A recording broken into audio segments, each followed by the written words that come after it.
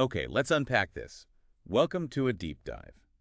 Today we're looking at why some pretty fundamental ideas in physics, things involving crystals or even spinning objects, just don't quite work if we stick only to simple vectors. Right. So our goal today is to really get into the mathematical language that fixes this problem, tensors. We're digging into the core ideas, trying to figure out why physics even needed this, well, more complicated way of describing things. Yeah, because physics often starts out simple, almost deceptively so. You push something, it accelerates in that direction.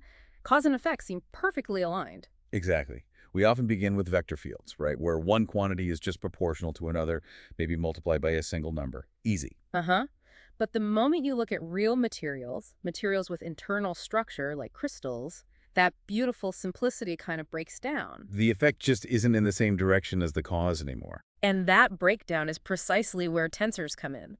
We needed a tool, a mathematical description that could handle these direction-dependent properties no matter how you look at it, how you set up your coordinates. And the main idea we'll explore is how, to relate one vector to another in these cases, you often need this whole grid of numbers. Not just one, but 9.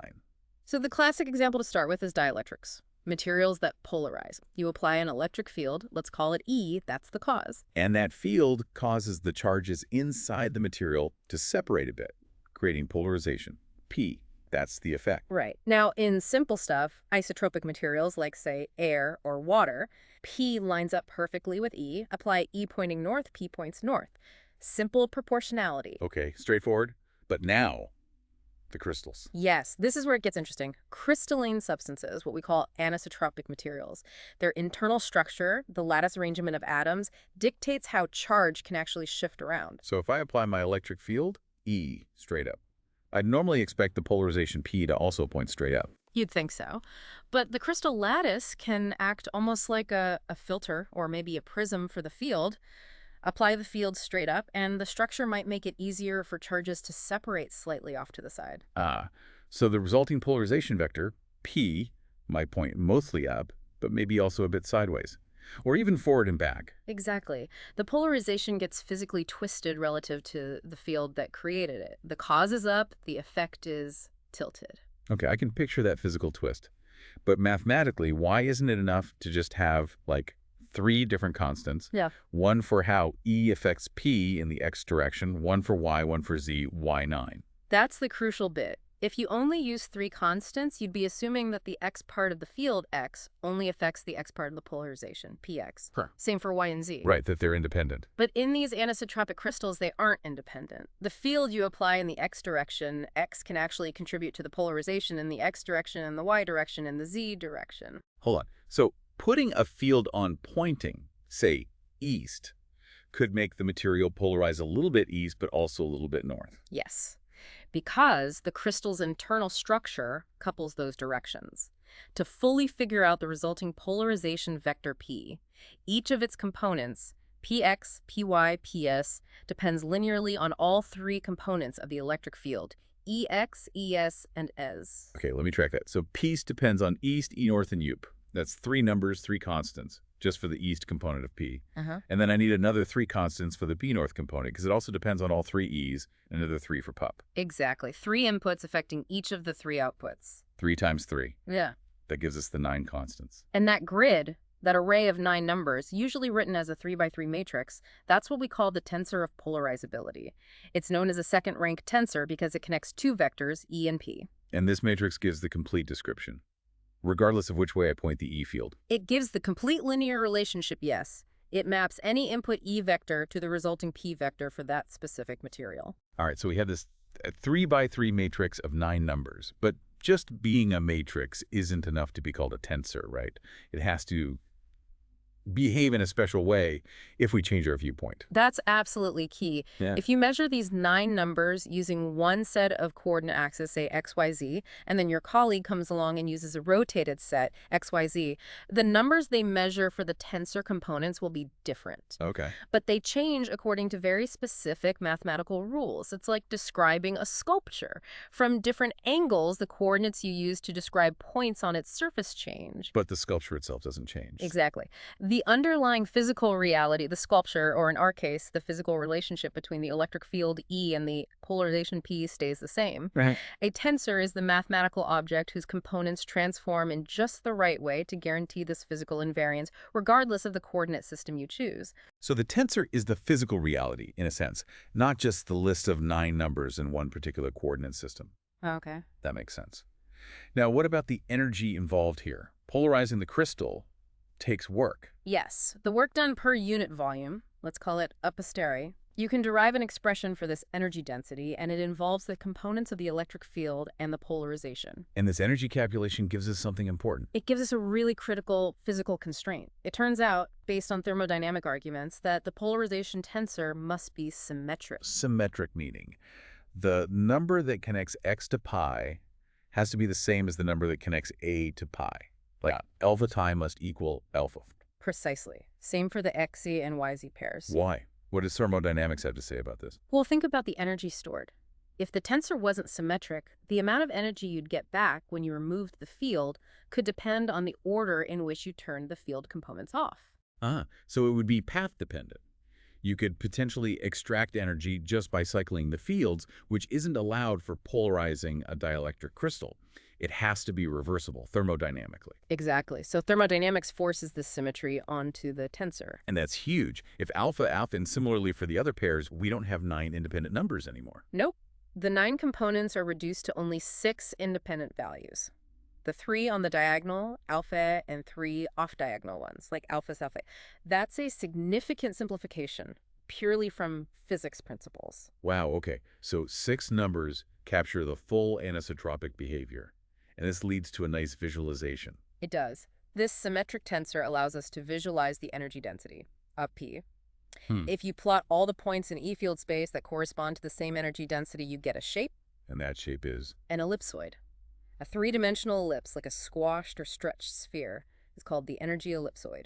I like that. So the shape of this ellipsoid visually tells you about the crystal's polarization properties. Yes. If the ellipsoid is, say, really long and thin in one direction, it means it's much easier to store polarization energy if the E field points that way compared to the short directions. It visually represents the anisotropy. Like a cigar shape means it prefers to polarize along the cigar's axis. You got it. And the beauty of this ellipsoid is that mathematically, any ellipsoid has 3 special axes perpendicular to each other, its principal axes. Think of the longest direction, the shortest, and the one in between. Right. And if we align our coordinate system, our x, y, z axes, with these principal axes of the energy ellipsoid, then the mathematics simplifies beautifully. In this special coordinate system, all the off-diagonal terms of the polarizability tensor become 0, the ones that represented that twisting effect, gone. So the tensor becomes diagonal, just 3 numbers left on the main diagonal. Alpha. Exactly. When the E field is applied along one of these principal axes, the resulting polarization P is perfectly parallel to E, no more tilting. The description is much cleaner along these natural axes of the crystal. And what if, for some material, those 3 principal coefficients, alpha, alpha, alpha, all happen to be the same number? Well then the ellipsoid wouldn't be stretched or squashed at all. It would be a perfect sphere. Which means the material behaves the same way in all directions. Precisely. It would be completely isotropic. And in that case, P is always parallel to E no matter the direction, and the whole relationship boils down to just that one single number, that scalar polarizability we started with. The tensor machinery handles the simple case too. Okay, so this tensor idea, this 3x3 matrix structure, it's not just for polarization, right? This seems like a general tool. Oh, absolutely. It pops up all over physics. Anytime you have a situation where a vector input, like E, produces a vector output, like P, but the direction gets modified by the properties of the medium or the object, you'll likely need a second-rank tensor. So give us another example. What about conductivity, current flow? Good one. We usually think current flows in the same direction as the electric field that drives it, like in a simple wire. Ohm's law. J equals sigma E, where sigma is just a number. Right. But in some materials, especially certain crystals or metals in magnetic fields, that's not true. The current density J might flow at an angle to the electric field E that's pushing the electrons. Because the crystal structure, again, channels the electrons in preferred directions. Exactly. So the relationship between J and E is defined by a conductivity tensor, another 3x3 matrix, usually denoted sigma AR. Push electrons one way, they drift off somewhat sideways. Okay, conductivity tensor. Makes sense. What about mechanics? Anything outside E and M? Definitely. Think about rotation. If you take an irregularly shaped object, like maybe a potato, and spin it around some axis, Okay, spinning potato. Got it. its angular velocity vector, omega, points along the axis of rotation, but its angular momentum vector, L, which represents sort of the amount of rotational motion, well, it generally does not point along the same axis as omega, It doesn't. Why not? because the mass isn't distributed symmetrically around that arbitrary rotation axis. More mass might be swinging around further out on one side. The relationship between the angular velocity omega and the angular momentum L is given by the moment of inertia tensor, often written as I. Another 3 by 3 matrix. Yep, symmetric, second rank. It describes how the mass is distributed relative to the rotation point. And just like with polarization, you can find principal axes of inertia for the potato special axes, where if you spin it around one of them, L is parallel to omega. Rotation is simpler along those axes. Fascinating. Okay, polarization, conductivity, inertia. Hmm. What else? You mentioned internal forces. Stress. This is fundamental in materials science and continuum mechanics. Stress describes the internal forces that parts of a continuous material exert on each other. Like pressure inside a fluid. Pressure is the simplest case. Imagine you have a solid block. Now, mentally slice it with a plane at some angle. The material on one side of the cut exerts a force on the material on the other side. Okay. That force vector doesn't necessarily have to be perpendicular to the surface of the cut. It can have components both perpendicular, normal stress, and parallel, shear stress, to the surface. Ah, shear stress. Like rubbing. Kind of. Yeah. So to describe the state of internal forces at a point, you need to know what the force vector would be for any orientation of the cut you might make through that point. That sounds complicated. It is, and it's captured by the stress tensor. It's another symmetric second-rank tensor. Its components tell you things like, what is the x component of the force acting on a small area whose normal vector points in the a direction? That would be sick. 9 components again, reduced to 6 by symmetry, describing all the normal and shear forces internally. Exactly. Simple hydrostatic pressure is just the special case where the stress tensor is diagonal and the 3 diagonal terms are all equal to the negative of the pressure exercised by juries. For anything more complex, like a stretched beam or a torqued shaft, you need the full stress tensor. So far, we've mostly talked about rank 0, scalars, just numbers, rank 1, vectors, and these rank 2 tensors, the 3 by 3 matrices. Does it go higher? Oh, yes. You can have tensors of rank 3, rank 4, and so on. For example, in elasticity, the relationship between the stress tensor, rank 2, and the strain tensor, also rank 2, describing deformation, is given by a 4th rank tensor, the elasticity tensor, that has 34 Borel-Opper's 81 1-Marty equal components, though symmetries reduce that number significantly. Wow, okay. But the material we're drawing from focuses on one particularly important higher rank example, right? Something involving relativity. Yes, the capstone example is the connection to relativity and electromagnetism itself through the concept of the four-tensor. We move from 3D space to 4D space-time. So now it's not a 3 by 3 matrix. It's a 4x4 matrix operating in 4 dimensions, 3 space, 1 time. The specific one discussed is the electromagnetic energy momentum tensor, sometimes called the stress energy tensor, often denoted mu, where mu and nu run from 1 to 4 or 0 to 3, depending on convention. It has 16 components. 16 components. What does this megatensor tell us? It's really quite profound. It essentially bundles together all the information about the distribution and flow of energy and momentum within the electromagnetic field into a single mathematical object that behaves correctly under Lorentz transformations in special relativity. Okay, so how do the pieces we know fit into this 4 by 4 structure? Where's energy density? Where's momentum? Let's think about the indices. If one index is the time index, say index 4, and the other is a space index, say x index 1, then 7(1) or 714 it represents the density of the x component of momentum in the field. Similarly for y and z momentum. So the time-space components give momentum density. What about time-time? The second component represents the energy density of the electromagnetic field. Okay, energy density and momentum density are in there. What about the purely spatial parts? The 3 by 3 block C-Geller, where I and J are both space indices, 1, 2, 3. That 3 by 3 block is essentially the Maxwell stress tensor. It describes the flow of momentum through space. Its components relate to the forces the electromagnetic field exerts, the stresses, the pressures, and shears within the field itself. So the stress tensor concept we just discussed for materials reappears here, but for the field. Exactly. And things like the Poynting vector, which describes the flow of energy, or related to it, are also neatly packaged within this four-tensor structure. It unifies energy density, energy flow, Poynting vector, and momentum flow, Maxwell stresses, into one relativistic object, hashtag outro. So let's try to wrap this up. What does this all mean for you as you're trying to understand physics? Tensors fundamentally seem to be the language physics absolutely needs when things get directionally complicated. That's the core idea.